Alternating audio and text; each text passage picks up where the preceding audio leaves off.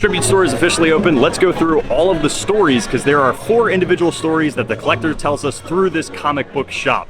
Let's explore all the storylines and some of the merch. Halloween Horror Nights 32's Tribute Store. Window display front has a brand new board game. Sadly, this board game doesn't exist inside. Our very first Easter egg is going to be the Terror Totems Boris Schuster novel. There's also a Gillman and a Kong magazine.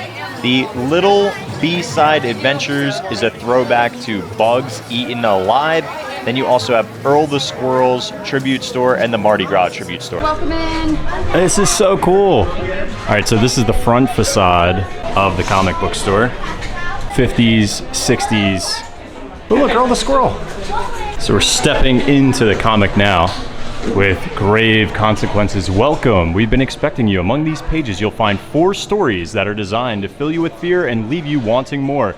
As you turn the final page, try not to get trapped inside Tribute to Terror. So the first episode is Grave Consequences. Story 2 is False Idols Part 1, a Boris Schuster mystery. Story number 3 is Pay Up, and story number 4 is Eyes of the Ripper. Good evening. Welcome to tonight's first tale of terror. Find ourselves in the Hollow Hills Cemetery on an appropriately creepy evening. Bernie and Jack are local lowlifes who are always out to make a quick buck, but tonight they will learn that their actions may have serious consequences.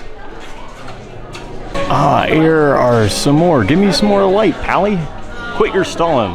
Let's go. I can't see a blasted thing over here. What was that? How many times do we gotta do this before you stop being a baby about it? It's just always so creepy here at night with the moon and the birds and all these corpses beneath our feet.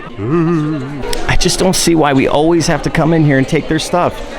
Look here, old chap. Grave robbing is a victimless crime. All this fancy stuff these folks are buried with is just rotten in the ground. Besides, they ain't gonna miss it. Thud. Quit worrying. Ah! No, it can't be. Ah! Oh, creepy.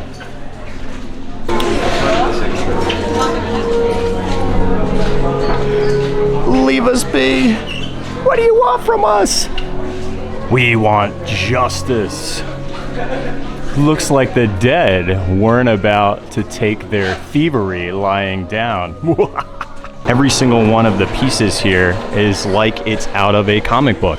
So this looks like a little comic book ad. Welcome to the Big Apple, the city that never sleeps. That doesn't stop it from having its fair share of nightmares. Better beware. This one story I like to call Schuster Bros, the False Idols Part 1, a Boris Schuster mystery.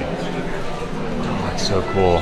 City has a problem, a sickness, a plague, these creatures. Every day there's more of them, not quite man, not quite fish, something else. No one knows what they are, where they came from. All we know is that the more of them we see, the more people seem to go missing. I've been on the case for a month. Nothing but blurry photos and a handful of witness reports that can be considered shaky at best. Until finally there was a break. One that cost me a partner, a brother.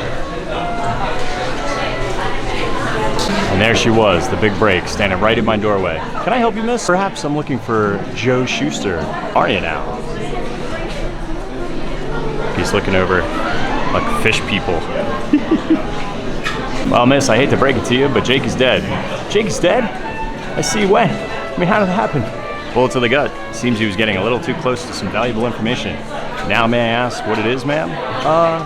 Why is it so interesting in my brother's well-being? Your brother? Oh, I'm sorry. My name is Gladys O'Rourke, and your brother is helping me. I'm afraid I got some rather unpleasant people after me. Go offer protection. I had something that night help him in his investigation. I offered him in exchange for his services. You didn't know? No, I can't say that I did. There's nothing new. Older protected brothers, you know the type. Leads too risky, sometimes it's kept close to the chest till it's loud and clear. See here, well now, this one to himself. Now, Miss O'Rourke, exactly was it that you had that was worth him getting a belly full of lead for it? This, ooh, it's like a little key. The subway station with the locker should be right up ahead. The city's so eerie these days. The streets are so empty and the sounds have gotten almost otherworldly. With those creatures all over the place, I really don't blame folks for staying indoors. Hopefully, whatever's at the bottom of this locker of yours can help get to the bottom of this whole mess. Jake seemed to think so, yeah. And look where it got him. Hate to break it to you, miss, but I believe we're being followed. Undoubtedly. Oh, it's a Gillman. Oh, we don't see what the bride looks like, but we're gonna get a new bride. Well, Mr. Schuster, here we are. This is Jay Schuster, downtown amidst the debris, assumed scuffle, blood at the scene. We know that he got a bullet full of lead.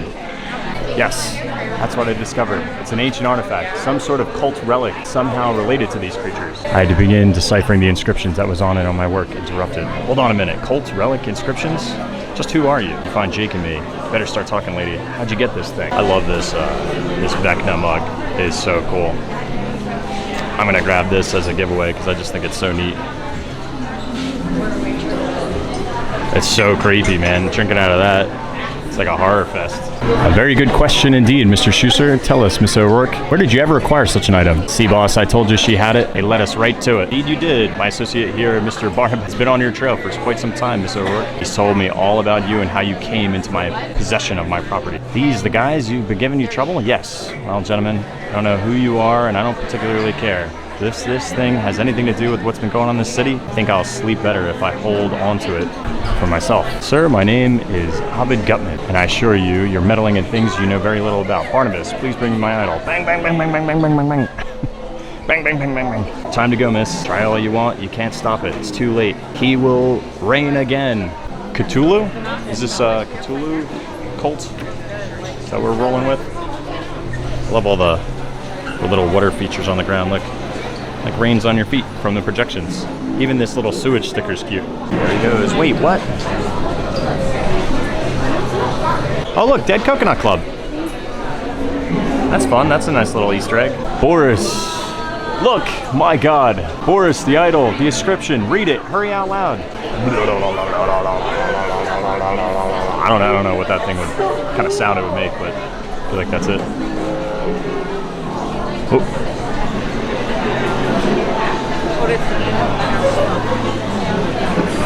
It's the paint. Oh no, it's a fake. No, I just. Nothing worse than getting put on the spot when you ain't got the goods. Can't wait to see how old Boris will get out of this one. Cheap souvenirs. So when I bought my comic book, they take that picture, you email them, and then they put it in this middle room between the first two scenes. I got this cover. I just gotta find where I am. Here I am. Different covers that you can choose from, and at the end of the event for this $90 feature the entire season, you get a comic book with this cover to take home. Pay up. Ah, Jim's Diner, a classic joint in a classic town. What's that I hear? A rumble of motorcycles? A local gang is on their way to pay a visit to old Jim. I have a feeling they may be in more for just a fine cup of coffee and a slice of cherry pie. Vroom, vroom, vroom. Good evening, gentlemen. Oh no, they turned the close sign on. Poor Jim. Not Jim's Diner. How may I help you?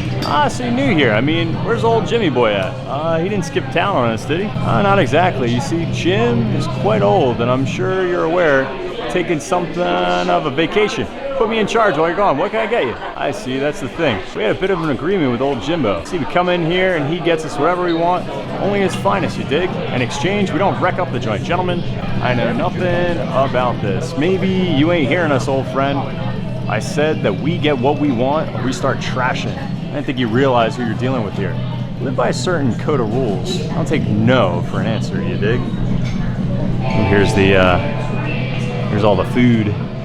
Bat Slayer cake jar. Woo! That's cool. Coffin brownie. Gentlemen, I hear you perfectly clear. I fully understand the rules that you live by. It's a bit of a code of my own. It's not too different than yours. Really like the style, actually. It's rough and brutal. Builds character, adds some spice to one's soul. I quite like that. But like I said, you may have whatever you want, but you must pay. Pops, time for you to go. You deaf, man? Time to scram. No, Jim! No, Jim! No! Jim, not you, Jim, please, no. Oh, dude, he's the devil. He's dead. Well, gentlemen, I think it's time to pay up. Well, kids, looks like they all had to pick up the tab on this one. Crime may not pay, but these criminals certainly did. Oh, this is so cool. Welcome to London. Welcome, my friends, to the Whitechapel district of London. The year is 1888, and I found a fiend I would like to introduce you. Eyes of the Ripper.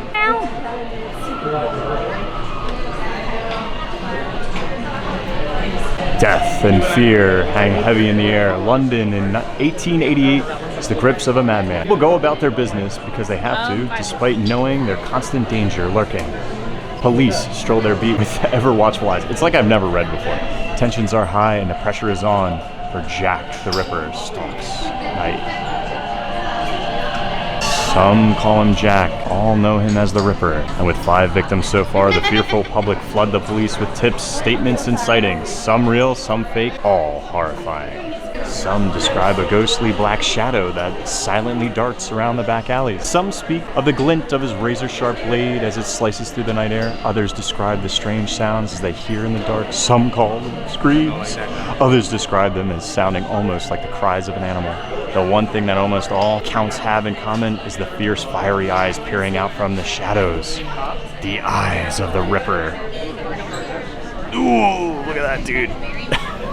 He looks great.